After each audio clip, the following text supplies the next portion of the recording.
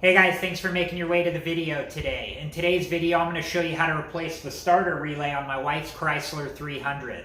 If your starter relay is going bad, it's going to have really similar symptoms to if the starter is going bad itself. It's far less expensive to fix and far easier to fix on this car than trying to get to the starter. So let me tell you about some of the symptoms you might have if the starter relay is going bad.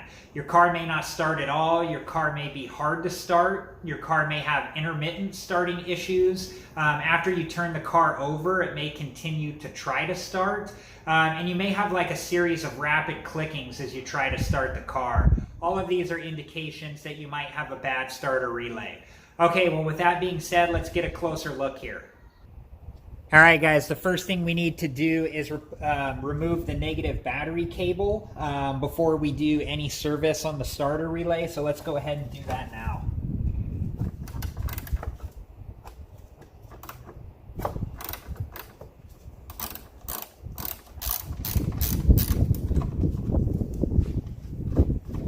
Make sure not to lose the nut. I'm going to set it right over here. And we're just going to pull the negative battery cable off and make sure that we set it somewhere where it's not going to reconnect, even if by accident, to the post there. Okay, now on to the starter relay. All right, guys, so the starter relay is in the fuse and relay center here. This is on the driver's side. We've already disconnected the negative battery cable right here. So we're just going to squeeze these tabs, and this will lift right off. Underneath here, it does tell you where all the different fuses and relays and what they are. So we can see that our starter relay is this one right here.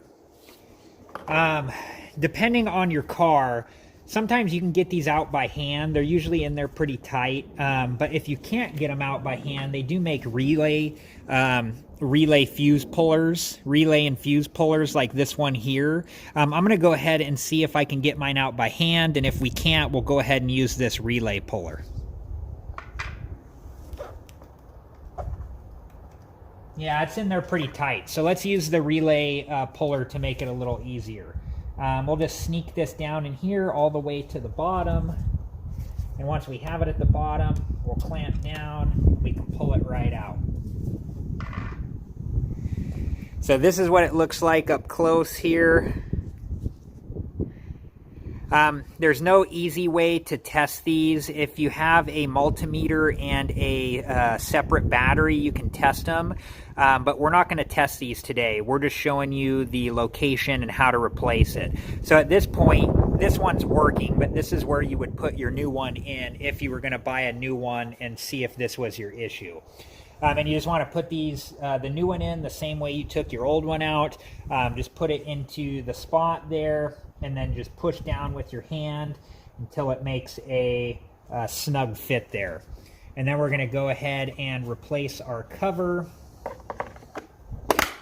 like so. And we're going to go ahead and reconnect our negative battery cable here.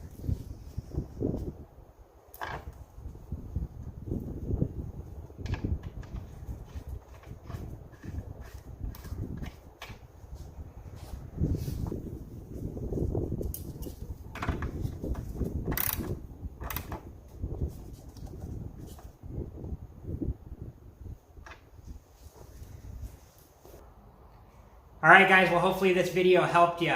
Please like, subscribe, and comment if it did, and I hope to see you guys in the next video. Have a good one.